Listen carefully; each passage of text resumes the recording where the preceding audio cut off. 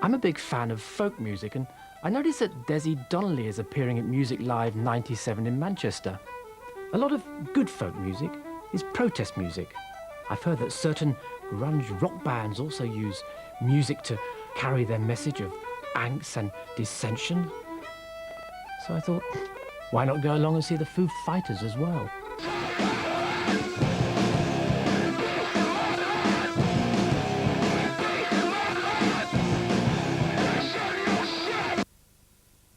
There's a hypnotist loose in Loch Dhu. But Hamish is under a different spell.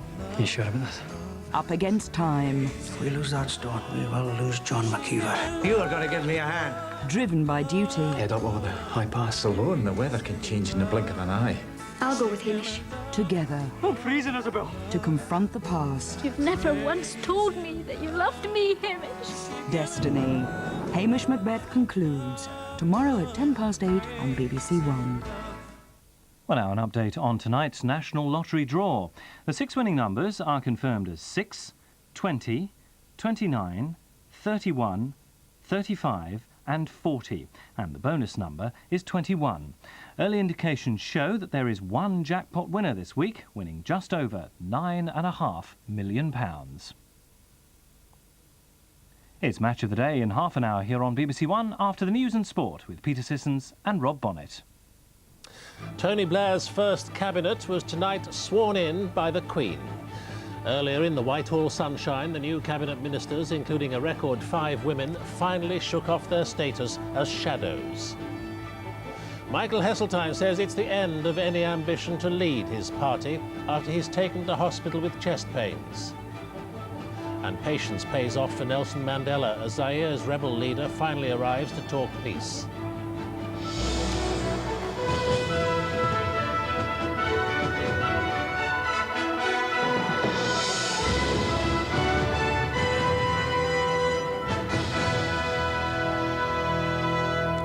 Good evening. 23 years after a complete Labour cabinet was last sworn in, Tony Blair and his cabinet ministers this evening kissed hands at Buckingham Palace. The new Prime Minister made the final cabinet appointments in a day of comings and goings at Downing Street, and they included 5 women, more than ever before, at the centre of power. Among the principal appointments, Mo Mowlam becomes Northern Ireland Secretary, Harriet Harman goes to Social Security, and Claire Short becomes responsible for overseas aid, a job upgraded to cabinet rank. All 3 get the jobs they shadowed in opposition. But Tony Blair shuffled the shadow portfolios in a number of other top-level appointments. Frank Dobson becomes the new Health Secretary. Chris Smith, who used to shadow health, gets the National Heritage Department. Jack Cunningham becomes Agriculture Minister. Gavin Strang, Agriculture Shadow, becomes Transport Minister. Donald Dewar is the new Scottish Secretary. And George Robertson, the Scottish Shadow, becomes Defence Secretary. Our political editor Robin Oakley reports. Tea for 2 in the garden comes with photographers rather than jam and scones when it's only your second day in number 10. And settling in has brought other problems. The number 10 flat isn't big enough for 3 children, so they'll probably swap living accommodation with the Chancellor next door in number 11. For the senior Labour figures summoned to number 10 today as the new Prime Minister completed his cabinet, offices, not homes, were the chief concern. Morning, Alistair Darling, who wasn't in the elected shadow cabinet, is in the real one as Chief Secretary to the Treasury, with the tricky job of policing Labour's pledge to keep to the tight spending limits set by the departed Tory Chancellor. Chris Smith, health spokesman in opposition, clearly didn't know what he was getting, and he came out a peg or 2 down as National Heritage Secretary. Jack Cunningham, who's shadowed that role in opposition, came out of this little lottery as Agriculture Minister. Left-winger Claire Short was confirmed as International Development Secretary, a cabinet post under Labour. She acknowledged the fears about her ability to curb her outspoken style. I'm going to try and be good, I always do, but I can't help being me. Cheers. The 5 women in the Blair cabinet are a record, and at least before the battles for their share of Treasury funds begin, they start as friends. One significant appointment was that of the respected backbencher Frank Field as Harriet Harman's deputy at Social Security. His duty will be long-term thinking about how Labour might reform the welfare state. The new Health Secretary is Frank Dobson, Not the newest of new Labour figures, but a highly experienced frontbencher. George Robertson's been switched from Scotland to be Secretary of State for Defence. The new Scottish Secretary, charged with implementing the devolution programme, is the former Chief Whip, Donald Dewar. We've stood our ground through good days and bad days on this over the years. I think anyone who looks at my own personal record, and indeed the party's, will recognise that this is something that we're very determined to deliver on. We've made certain undertakings, and we will do everything we can to hold to them. And if the media are having problems getting accustomed to shadows turning into the real thing, so are some ministers, like Mo Mowlam. What job you got, Mo? Northern Ireland, Shadow Northern Ireland. Not Shadow, Northern Ireland. Are you looking forward to it? Yes, very much so. In the post-election sunshine, new ministers in a new government are popular enough to have the crowds flocking to Downing Street and even seeking their autographs. They'll want to enjoy the honeymoon period for every day that it continues. The difficult part of today's proceedings was that Mr. Blair had more shadow ministers in opposition than he had paid places available in his cabinet. So two members of the elected shadow cabinet, the old Labour figures Michael Meacher and Tom Clark, have had to settle for middle-rank jobs outside the real cabinet. But all those appointed know the pressure is on. With 418 Labour MPs to choose from, Mr. Blair won't find it hard to replace any found wanting. Robin Oakley, BBC News, Downing Street. Conservative Central Office confirmed tonight that Michael Heseltine won't be a candidate for the leadership of his party. The statement came a few minutes after the news that Mr. Heseltine had been taken to hospital with chest pains. The fight to lead the Conservative Party hasn't officially begun, but already several names are coming forward. Our political correspondent Jeremy Vine reports. The former Deputy Prime Minister is currently in this hospital, the Horton in Banbury, and will stay here at least until Monday. He's having tests after suffering mild angina, but although that's a heart complaint, his family stress he's not had a heart attack and is in high spirits. How is he feeling in himself? Oh, I mean, very chipper. I mean, you know, practically being strapped to the bed to keep him there. He's fine. But 4 years ago, Mr. Heseltine did have a heart attack, and although he bounced back politically, there was always a question about whether he'd be fit enough to lead his party. With another leadership contest looming, there is no question. We've been hovering and hovering, and we've been sort of mulling it over, and I think probably the fact that, you know, this happened today, insignificant as it is, was the final sort of, right, we won't do it. Two men who almost certainly will were on a radio programme today, dropping 10-ton hints. Are you going to be a candidate this time again? Well, I'm giving it very serious thought, as I'm sure you know, Simon. But I do want to talk to a few more people before making a declaration, and I don't think there's any need to rush into a declaration today or tomorrow. We don't yet know when the leadership election will be held or exactly how it's going to be conducted. What about you, Mr. Dahl? Well, my words could almost have been exactly the same as John's. As the former Cabinet Minister William Hague also refused to confirm he's standing, a bookmakers showed how wide open the contest is looking by announcing money was coming in on Margaret Thatcher. They're also assuming Mr. Hague is in the field. Well, the bookies don't decide, and the bookies don't even know whether I would be a candidate. So I think we can put that on one side. For the moment, what is required now is calm, sensible reflection, and that's what I'm taking part in. Another colleague has finished reflecting. Peter Lilly, assumed to have been one of the Eurosceptics John Major once called bastards, will say he is definitely a contender in tomorrow's Mail on Sunday. So his name joins the Euro enthusiast Kenneth Clark's, a lineup of two, and already the contest has ideological width. A year ago, developments like these would have been the stuff of extraordinary political drama. But the Conservatives are not the government anymore, and finding a new leader is only the first step on the road to becoming a governing force again. Still, this day is especially notable as the moment Michael Heseltine finally set aside his ambition of leading his party. Jeremy Vine, BBC News, Westminster. Within hours of her appointment as Northern Ireland Secretary, Mo Mowlam flew to Belfast for a walkabout in the city centre. She said if Sinn Féin want to join the peace negotiations, there must be an unequivocal restoration of the IRA ceasefire. From Belfast, Gary Duffy reports. Mo Mowlam brings an informal approach to the job of Northern Ireland Secretary, a style altogether different from that of her predecessor, Sir Patrick Mayhew. On a walkabout in Belfast city centre, she was clearly at ease with the public and emphasised her priority was to listen to the people of Northern Ireland. She certainly won some enthusiastic displays of admiration. While the election result itself appears to have raised hopes that the new government, with its large majority, can make a difference in Northern Ireland. I've no strong political views, but I just hope that they will do their best and that Tony Blair will do his best leading the government. Well, she's going to have a very, very difficult job now. I'd say Secretary of State for Northern Ireland, 1 or 2 years. We need somebody in there for a long time to try and sort out a lot of problems. While Mo Mowlam got a warm welcome on the streets of Belfast today, the honeymoon period may be brief.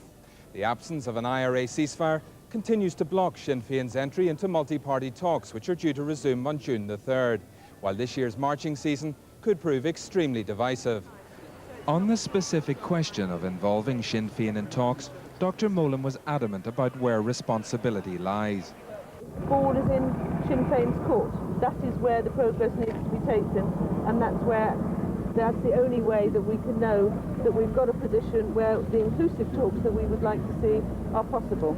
But the newly elected MP for West Belfast says Sinn Féin has a mandate to be involved in talks.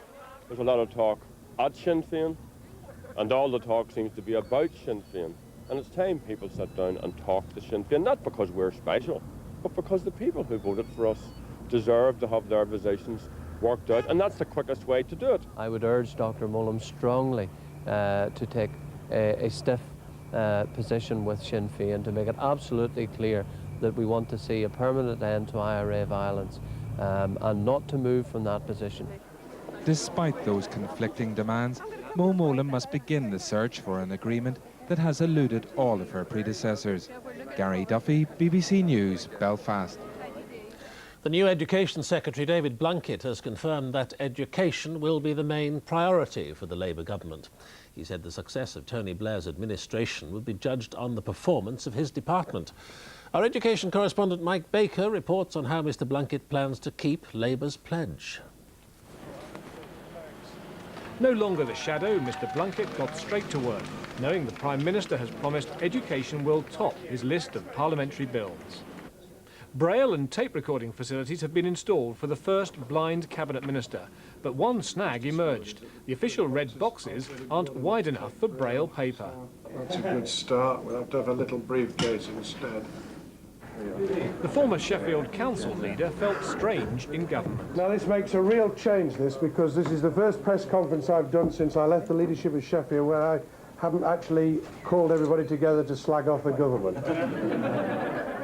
Unusually, Mr Blunkett wants journalists to question his senior civil servants in the interests of open government. If we're to deliver and we're to fulfil our pledges, then we need to change the machinery of government. We need a department that is enabling, supportive, that is working outwards with those in the service, relating to the needs of those both in education and employment on the ground, and that is what I intend to do from day one. It's 18 years and 7 Tory ministers since the last Labour Education Secretary, Shirley Williams. Mr Blunkett might note her troubles over funding and grammar schools. His education bill will include changes to opted-out schools, ending their funding advantages, introducing parental ballots on the future of existing grammar schools, and phasing out assisted places at independent schools. Already, Downing Street has seen the first of what may be many protests calling for more money for schools and colleges. Some doubt that Labour's promise to cut class sizes can be funded simply by ending subsidised places at independent schools. I'm very sceptical about whether the money that can be released by that commitment will be enough to do the job. And then, of course, we have real problems in terms of class size in the top end of the primary age range and indeed in the secondary schools. There's a massive agenda there in terms of class size that will have to be addressed.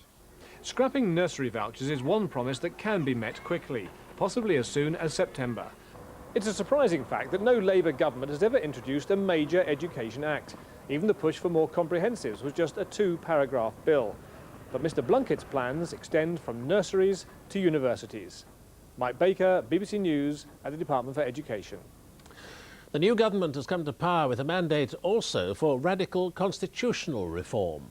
Already the new Secretaries of State for Scotland and Wales have indicated that devolution will be one of their top priorities. Our Constitutional Affairs correspondent Joshua Rosenberg reports. Labour's victory in the election brings the prospect of a Scottish Parliament closer than ever before. The Scottish people will be asked whether it should have law-making powers in areas such as health, education, local government and legal affairs. The Scots will also vote on whether their Parliament should have limited powers to raise or lower income tax rates. If a referendum is to be held in the autumn, the Scottish Secretary Donald Dewar will have to get legislation through Parliament by the end of July. The Welsh Secretary Ron Davies will presumably oversee the legislation to set up an assembly for Wales. The Welsh Assembly will take over work from non-elected quangos, although it won't have the law-making powers of the Scottish Parliament. If we have devolution to Scotland and Wales, that will be a massive constitutional change. And there's one further important factor, that the Parliament in Scotland and the Senate in Wales will be elected by proportional representation. And some people, Liberal Democrats in particular, will say this is a dry run for PR for the House of Commons itself. So we're in for a pretty massive programme of constitutional reform. Indeed, many would argue the most radical programme since the Great Reform Act of 1832. The government is committed to a referendum on proportional representation for elections to the House of Commons. It has promised to introduce a Freedom of Information Act, and there'll be legislation to stop hereditary peers sitting in the House of Lords. The Lord Chancellor, Lord Irvine of Legge, has promised a Bill of Rights to incorporate the European Convention on Human Rights into the laws of the United Kingdom. That means people will no longer have to take their cases to Strasbourg. British judges will take decisions which are currently left to the European Court. It's too early to tell what priority the government is giving to the different parts of its constitutional reform package. Observers will be waiting to see who will be appointed to key cabinet committees over the next few days. But with such a time-consuming programme of reform, ministers will have their work cut out to get these constitutional measures onto the statute book, while still keeping their eye on issues such as schools, hospitals and jobs that mean so much to the electorate. Joshua Rosenberg, BBC News, Westminster. After 2 days of hesitation, the leader of Zaire's rebel forces, Laurent Kabila, has arrived on board a South African warship for talks with President Mobutu, the man he wants to overthrow. Nelson Mandela will chair the meeting, in which Mr. Mobutu will be under strong pressure to retire. The military governor of Kinshasa, the capital, has appealed for calm in the city as the rebel advance continues. George Alagaya is there. Mr. Mandela has been a reluctant participant in the unpredictable world of African politics. As he hosts the talks on a South African naval vessel, it would be surprising if he didn't rue the day he got involved in the Zairean crisis. But the South Africans know that catastrophe in Zaire is catastrophe for the continent. I don't want to sound over-optimistic or pessimistic. I think there are real problems that emerge in this sort of complex situation. The task ahead is to ease Mobutu Sese Seko out of office. He's come to symbolize all that is wrong in Africa.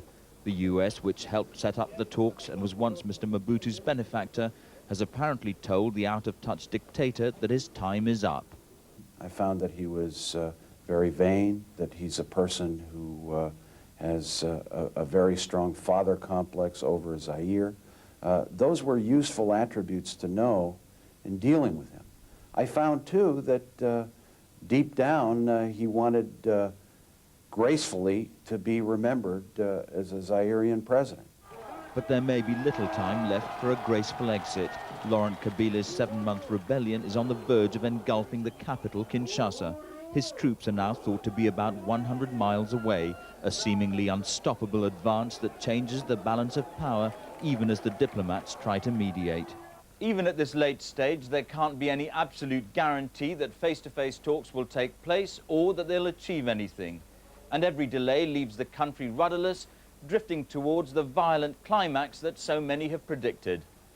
George Alagaya, BBC News, Kinshasa. Here, 100 people were led to safety this evening when fire broke out at one of Britain's leading art galleries, the Royal Academy in central London. Staff and firefighters rescued 30 or 40 paintings from the 2 rooms affected by the blaze. More than 100 firefighters were called to the Royal Academy, one of the capital's most significant arts landmarks. The 2 galleries affected were being prepared for major summer exhibitions. More than 100 paintings and drawings collected from all over the world were already on the walls. Among the first at the scene was the Academy's secretary.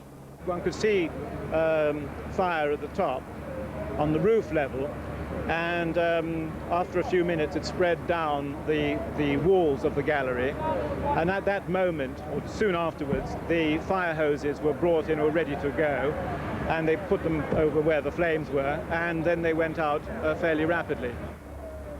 Elsewhere in the building, more than 100 people had been attending a lecture. As they were being led to safety, the more dramatic effort to save the endangered artwork was already underway. Each painting was removed from the wall and run to a safe part of the gallery complex. We have crews in at ground, first and second floor, and they are committed purely to save the artwork. They can cover the artwork with protective materials, or they can remove it if it's physically possible. And so it appears that this fire, while dramatic, has not led to any significant loss of valuable artwork. Nevertheless, the fact that such a blaze happened in one of the nation's top galleries will be of great concern across the arts community. Jeremy Cook, BBC News, Central London. As you may have seen, the United Kingdom has won the Eurovision Song Contest for the 5th time. The song was Love Shine a Light, sung by Katrina and the Waves.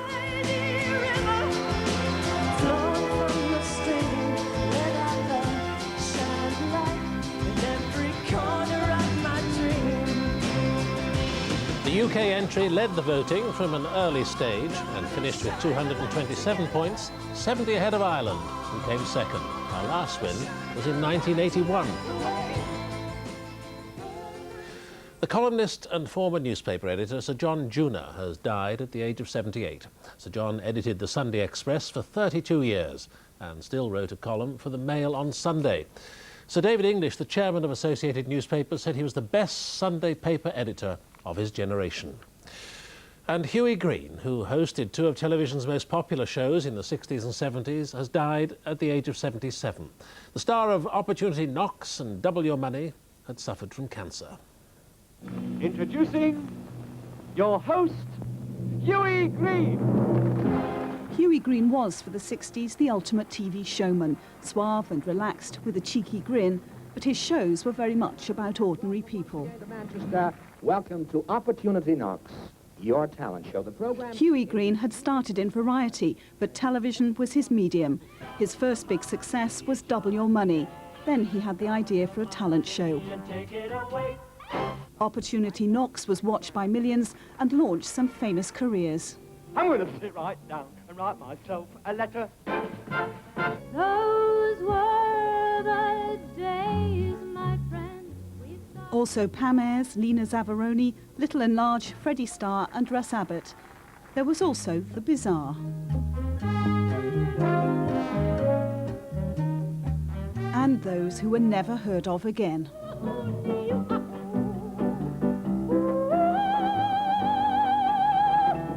It was the TV audience who gave the final judgment. Remember, it is your vote that can indeed send them forward, not just to next week's show, but to fame and fortune in this strange old business called show business. It was never sophisticated television, but it ran for 17 years. And Hughie Green, in his catchphrase, always meant it most sincerely, folks. Now, with news of how St Helens retained Rugby League's Challenge Cup and the rest of the sport, here's Rob Bonnet.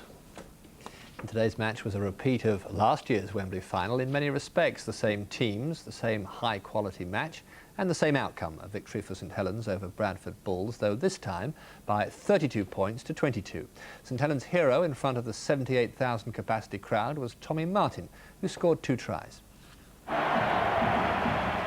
Walking out a little later than planned due to an earlier security alert, St Helens and Bradford had a lot to live up to in this centenary final if there was to be a repeat of last year's outstanding match. In a tight first half, St Helens took the lead when their inspirational captain Bobby Goulding chipped through for Tommy Martin to score the first of his 2 identical tries. Bradford's reply, though, was immediate, Danny Peacock shaking off Steve Prescott's tackle to level the scores. St Helens, though, never fell behind, and Carl Hammond, despite being engulfed by a sea of yellow shirts, gave his team a half-time lead. A lead which they stretched in the second half with further tries from Anthony Sullivan and this from Chris Joint to run out comfortable winners by 32 points to 22. as Vice-Captain Chris Joint collected the trophy from the Deputy Prime Minister. St Helens, with an average age of only 24, can look forward to further honours. Bernie Rose, BBC News. Football and Manchester United have edged closer to their fourth FA Premiership title in 5 years after coming back from 2-0 down to draw 2-2 in their lunchtime fixture at Leicester. Arsenal, meanwhile, are now mathematically ruled out of the Championship race after their 1-0 home defeat by Newcastle, a result that's intensified the competition for the runners-up spot. If this game was supposed to smooth Manchester United's path to the Premiership, the opening exchanges suggested the defending champions might claim the title with a week of the season to go. But from the moment Steve Walsh gave Leicester the lead, it was clear that this wouldn't go entirely according to United's plan. Leicester themselves had Premiership safety to play for, and that seemed a lot closer when Ian Marshall doubled his team's lead after 20 minutes. But this was to be no blue landslide, and just before half-time the leaders were back in the game when a swift breakaway ended with Ole Gunnar Solskjaer's goal. It's 2-1. 6 minutes after half-time it was 2-2. United, their spirits revived, broke decisively again, and though Cole's shot was saved, Solskjaer poached his second goal of the game. For a short time United threatened to overrun the Midlanders, but they finished the stronger, and Steve Guppy might even have secured victory in the closing minutes. Still, a point apiece left both teams satisfied and a step closer to their very different objectives. Arsenal, meanwhile, were distinctly dissatisfied after their title aspirations, faint at the start of the day, disappeared altogether. Newcastle's Robbie Elliott scored the only goal of the game at Highbury, a goal which means Newcastle retain an interest in who finishes second. Duncan Jones, BBC News. Now, Liverpool, in third place this morning, played Tottenham in an early evening fixture at Anfield. That match and all the goals from today's vital relegation fixtures will be shown on Match of the Day in England after this programme. If you don't want to know the results, then look away now.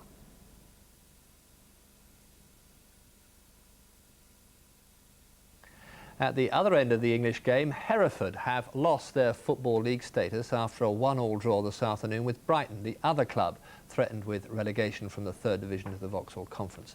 The result ends Hereford's 25-year stay in the Football League. Our sports correspondent Adam Minot reports. Home and visiting fans knew as they arrived at the Edgar Street ground that one set would be going home happy this afternoon, the others miserable. The Brighton players were well aware that all they needed was a draw to make sure they'll stay up. But in the first half, Brighton played as though they expected to go down. And in the 20th minute, nerves and disaster struck for Kerry Mayo. Desperately trying to clear the ball, he fired it into his own net. But after the break, Brighton began to threaten the Hereford goal. And reward came after a goalmouth scramble for Robbie Reynolds, who forced the ball in. 1-1 at full time, enough for Brighton. And if not jubilant after a disastrous season on and off the field, Brighton fans were mightily relieved. Gloom, though, for Hereford. I've been coming here since 1963, and I've never seen this club so bad. Never. Very fed up. 45 minutes of the second half seemed rather too long, didn't it? But it's a sad day for the town, I think. So close for Hereford, but not close enough. The club was promoted to the Football League 25 years ago. They'll be hoping they can bounce straight back in the season after next. Adam Minot, BBC News, Hereford. The 11-2 chance Entrepreneur won the first classic of the flat racing season, the 2,000 guineas at Newmarket.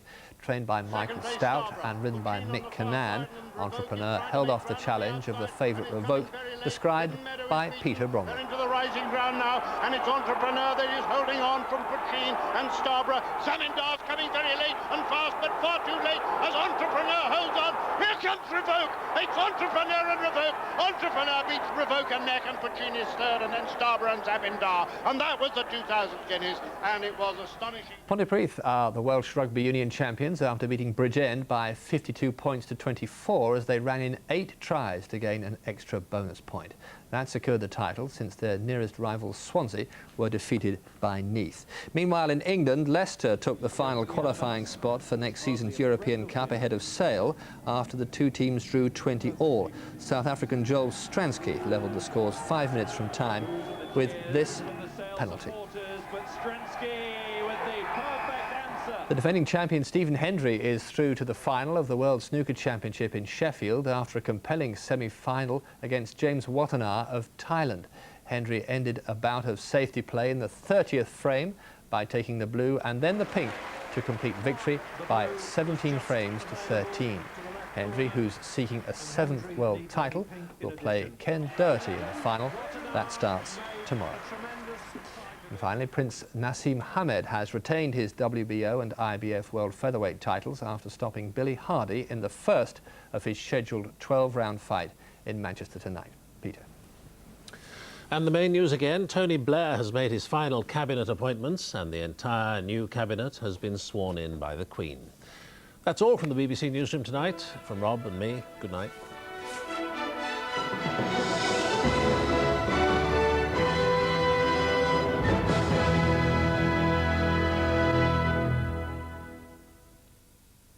Joining Sir David Frost for breakfast tomorrow morning here on BBC One, Deputy Prime Minister John Prescott, former Chancellor Kenneth Clarke and newly elected independent Martin Bell. That's at 8:30. Good evening to you. The weather's in for a big change now for the rest of the holiday weekend. We can already see some showers breaking out across the country. They're not amounting to a great deal just at the moment, but they are going to emerge to give some longer spells of wet weather from the southwest as time goes by. So some rain for most of us tonight. It will be a warm and close night though, and very misty too around coasts and hills. Temperatures generally tonight staying into double figures, though rather chillier perhaps across the northern half of Scotland where it will be quite windy. Now over the next few days we're going to find the warmer weather to begin with hanging on with its fingertips and then being pushed away by much colder conditions from the north. It looks like by Tuesday it will be particularly chilly across the entire British Isles. As far as tomorrow morning is concerned, rather a grey start for many with outbreaks of rain about, but brighter showery weather moving in from the southwest quite smartly. There'll be some sunshine all right during the day, but the showers also getting quite heavy in the afternoon. There could be the odd rumble of thunder. The far northern part of Scotland probably staying quite dull and misty with further rain throughout the day. Temperature-wise, well, you could reach 20, you're more likely to reach 16 to 18, but nowhere near those temperatures on Monday as it turns much, much colder. Bye-bye.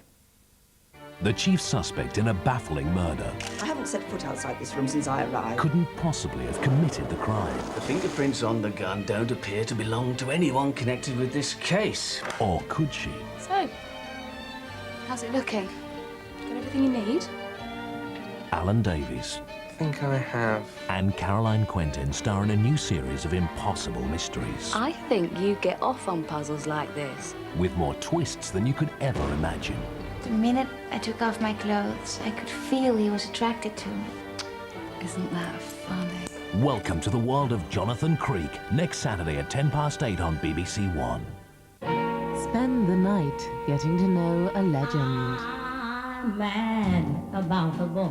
Not quite dirty enough, not quite rough enough. And I know it's stupid to be mad about the boy. I'm not particularly skilled in understanding women.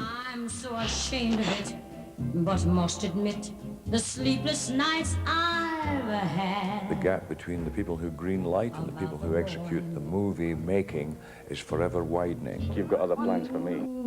On the silver screen. A movie that should be seen by everybody. An Evening with Sean Connery starts with Scene by Scene, next Saturday, 7:55, BBC Two.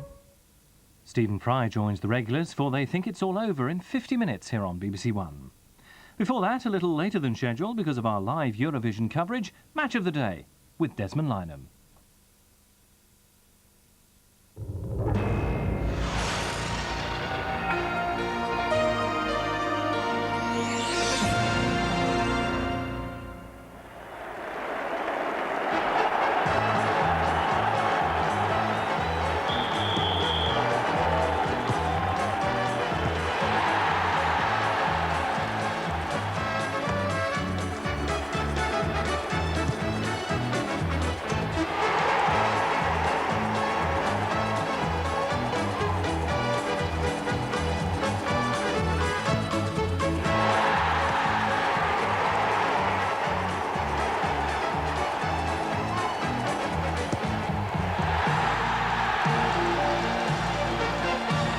Good evening. Not a day to get nil points in the Premiership. At start of play, no fewer than 11 clubs were still involved in the relegation fight. One of them was Leicester City, who this morning took on the champions-elect, Manchester United, and this is what happened.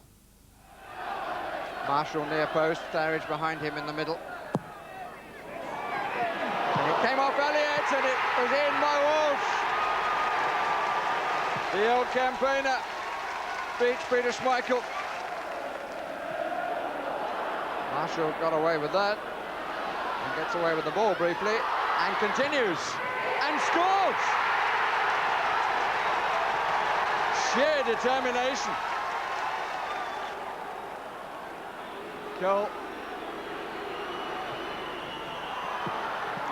It's 2-1, and the score is Solskjaer right on the stroke of half-time.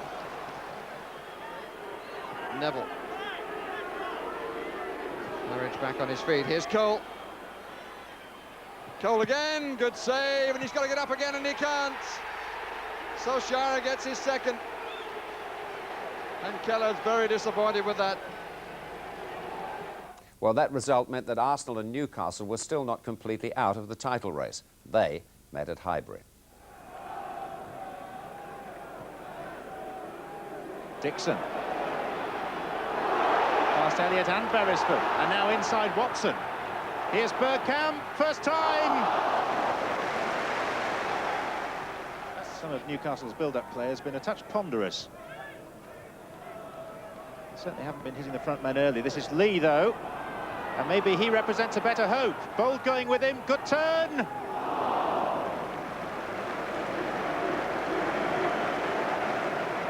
Espria's kick. Peacock. Elliott. In his entire career, he'd scored only 2 goals up to the end of January. Since then, and since being moved into a midfield position, that is his 6th. Merson. Arsenal full of positive intent at the moment. This is Ian Wright. That's a great save by Serdashek. Well, now to this evening's action. Trevor is with us to watch Liverpool against Spurs. Remember, second place in the Premiership will get that club into the European Champions League next season. The commentator at Anfield is John Motson. Every league match at Anfield this season has been a sellout. But the Tottenham supporters in the crowd tonight will be the last away fans to see a match here until November. The Anfield Road stand is being extended to provide a further 4,000 seats, and work will still be going on early next season. But there's a great atmosphere tonight for the return to the Tottenham side and to Anfield for John Scales. The former Liverpool defender has been frustrated by injury since he joined Spurs in November, and his frustrations as a Liverpool player were compounded by the competition for places in defence at Anfield. In fact, beyond Tora Kavama, who took over Scales' number 3 shirt here, returns tonight after being ineligible for Europe. But Liverpool keep the 4-4-2 formation that served them so well against Paris Saint-Germain. Jason McAteer starts in midfield, but there's still no place for John Barnes. He's on the subs bench. Robbie Fowler is suspended. Spurs go with 3 at the back, but there could be a special role for Colin Calderwood. He man-marked Juninho in their last match and looks set for a similar job on Steve McManaman. Alan Nielsen failed a late fitness test, but Darren Anderton, whose long absences symbolise Spurs' injury-ravaged season, is able to make a welcome return.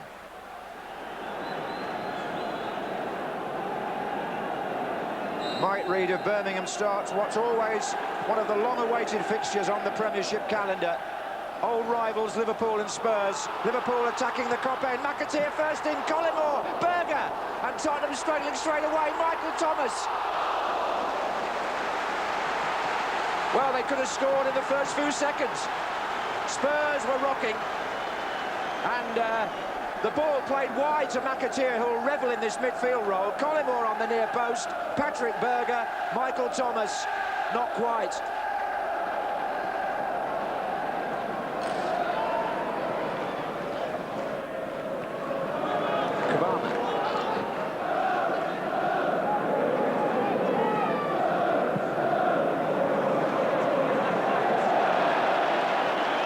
Rather careless by Liverpool.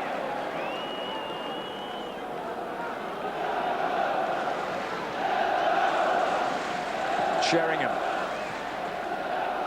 Anderton to Dozzell. Number 4 is Howells. Outside him, Campbell. Anderton in the penalty area now. There he is with the flick on. Oh, it's in! Anderton scored!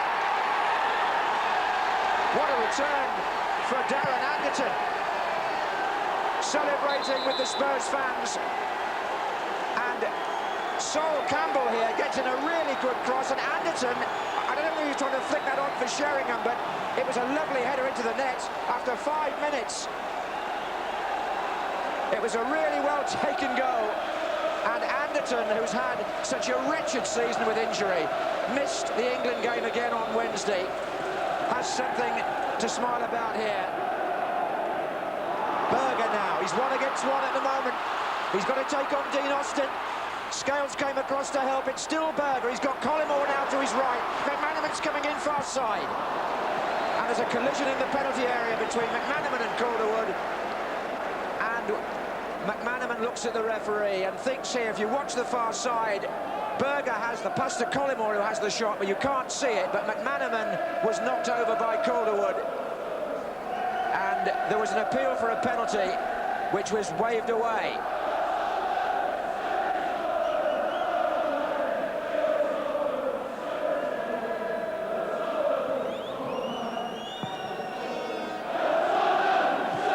Here's Sinton. Well, Anderson's gone through again, and look at this. Teddy Sheringham's there. Well, 2 years ago at that end, he scored one of the great Tottenham goals at Anfield in the FA Cup. But this one was something rather different. Good move, though. I think he almost cleared the stand, which is going to be rebuilt there, Teddy Sheringham. Well, Spurs have moved the ball about really well in this opening quarter of an hour. Dazelle, foul by Ruddock.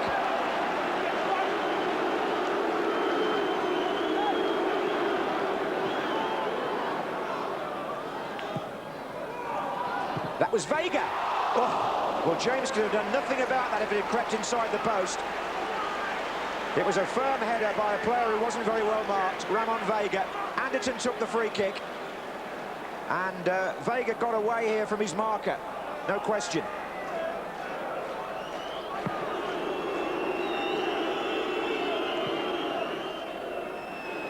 That's on by Collymore, and here's Berger. Oh, and Vega gets in between Berger and the goalkeeper. It won't go out first time. Dean Austin puts it out for a throw,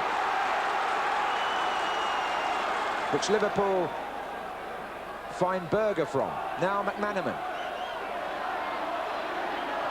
Björneby, they're packed in there still. John Scales. Hooked out by Calderwood. To Ruddock. Berger. Oh, it's Collymore. Oh, yes.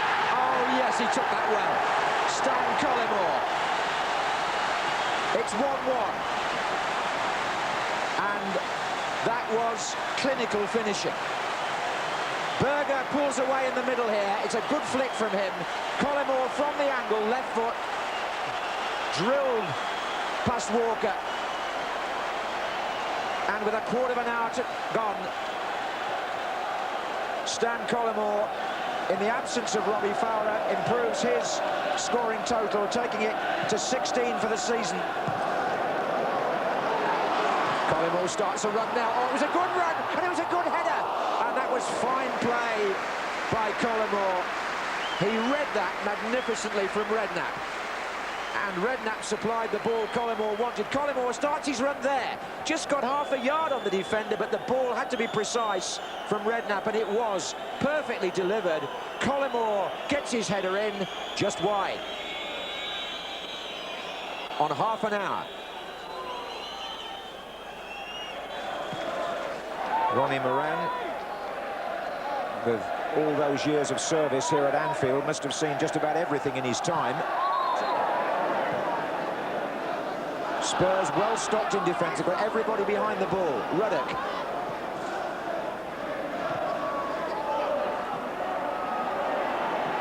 Kvara got it away from Sinton, and that's his cross. Oh, well played, Austin.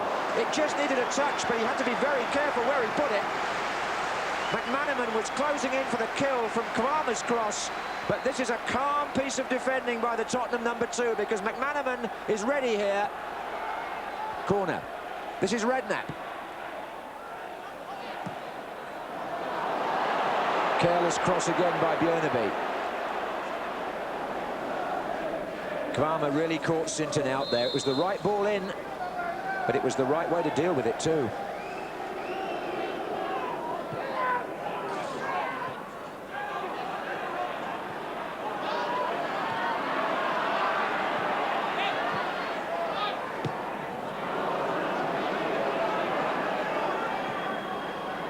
This is Dazelle for Spurs, but again he's given it away, and that through ball by Björneby has found Berger.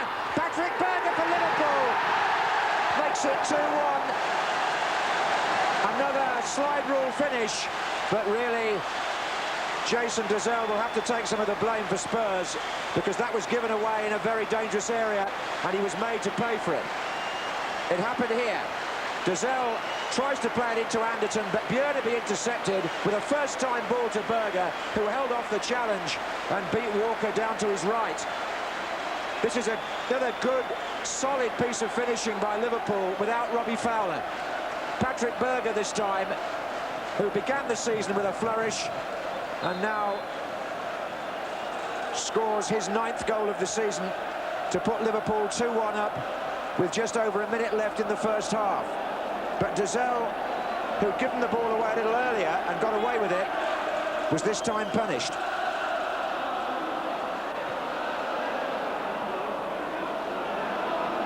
Spurs then, having taken the lead early in the game, now find themselves 2-1 down. Sheringham, Sinton. Sheringham again. Anderton. And still they press. Howell's coming in. Oh, that was a fine effort. And reflexes denied Howells there. He's injured in the process. I don't quite know how he got the header in. It was an inspired effort, as the ball appeared to favour the defender, Kavama, but Howells came in, got the header. James reacted well.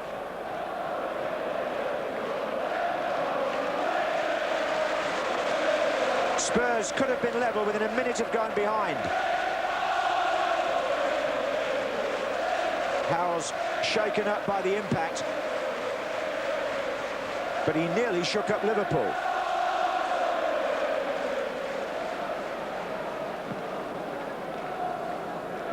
And Jerry Francis will recall that 2 years ago here, Spurs won a cup tie in the last minute. Scorer, Jurgen Klinsmann.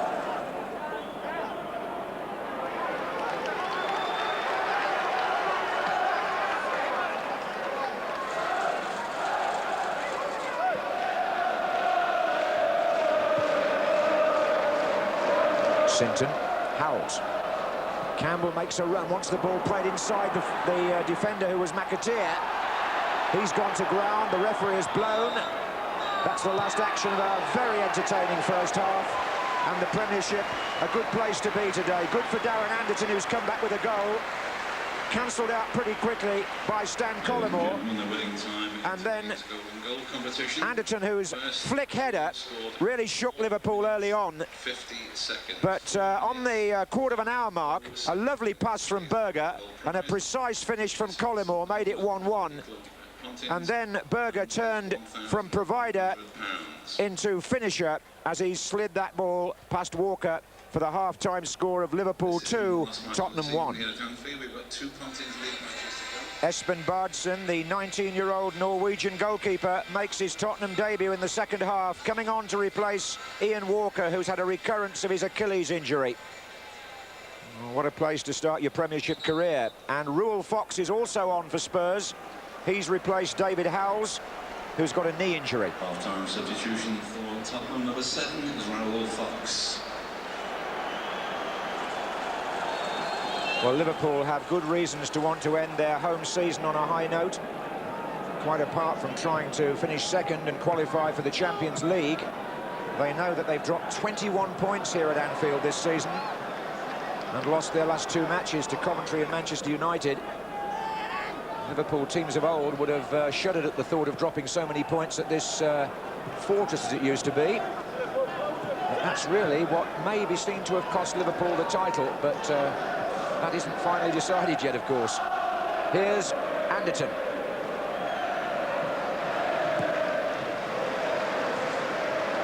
Anyway, they lead 2-1 here, and Jerry Francis's team has had to be reshuffled for the umpteenth time this season. He must be getting fed up with injuries and replacements.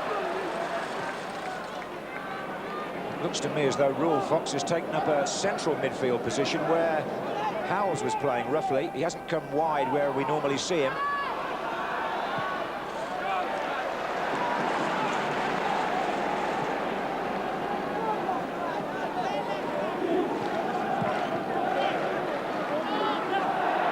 Here's Berger for Liverpool.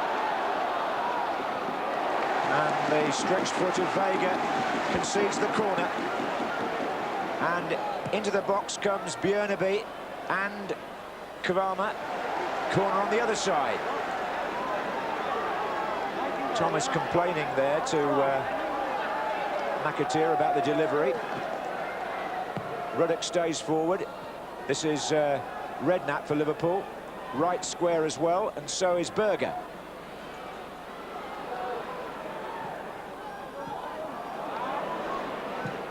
Redknapp shot. Oh, well, that's testing the new keeper.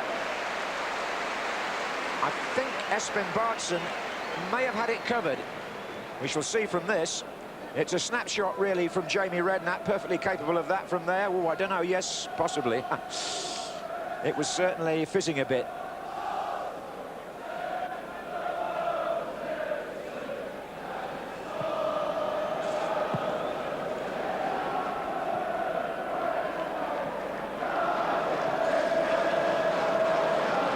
Björneby.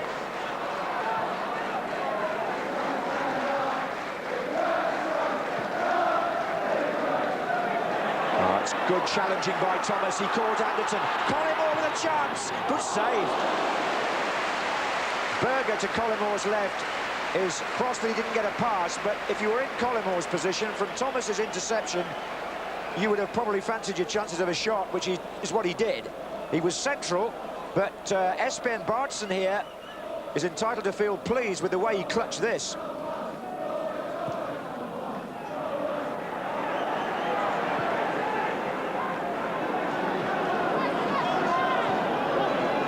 It's Anderton. That's a good-looking ball. Teddy Sheringham on the other end of it. Björneby having to close him down. Great pass from Anderton, that was. And in the end, Spurs get a corner, which is the least it deserved from Anderton. He really spread that inch perfect to Teddy Sheringham.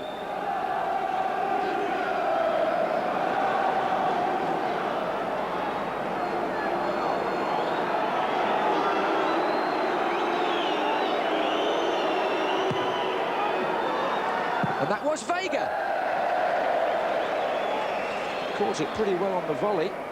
Ramon Vega, who opened his Tottenham account in the last away game at Aston Villa. Wasn't a mean effort.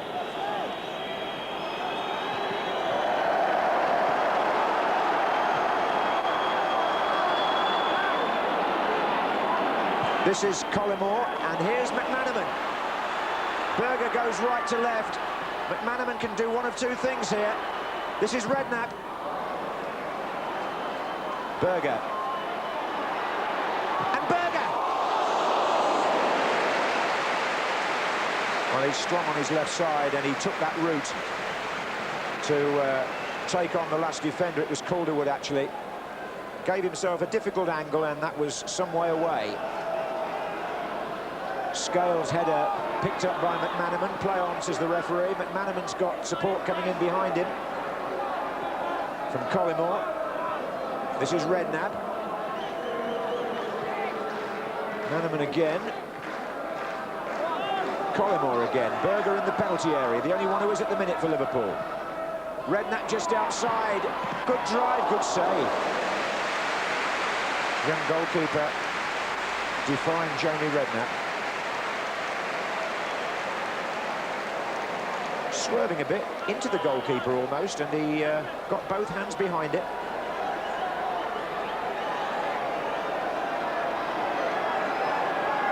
So Liverpool's corner. Ruddock comes in, and the header out comes to McAteer.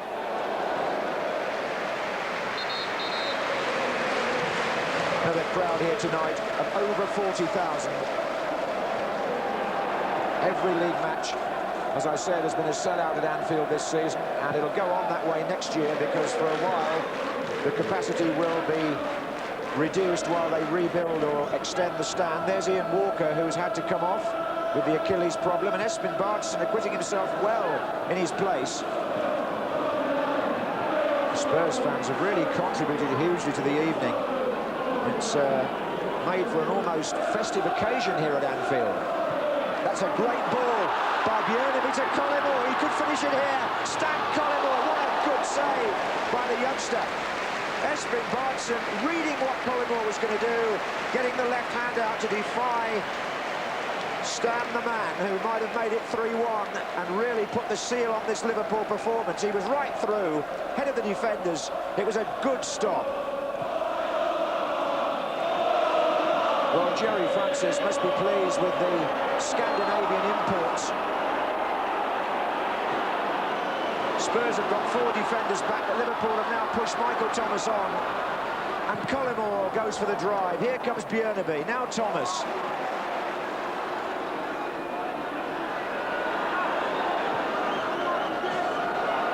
The 90th minute, McManaman.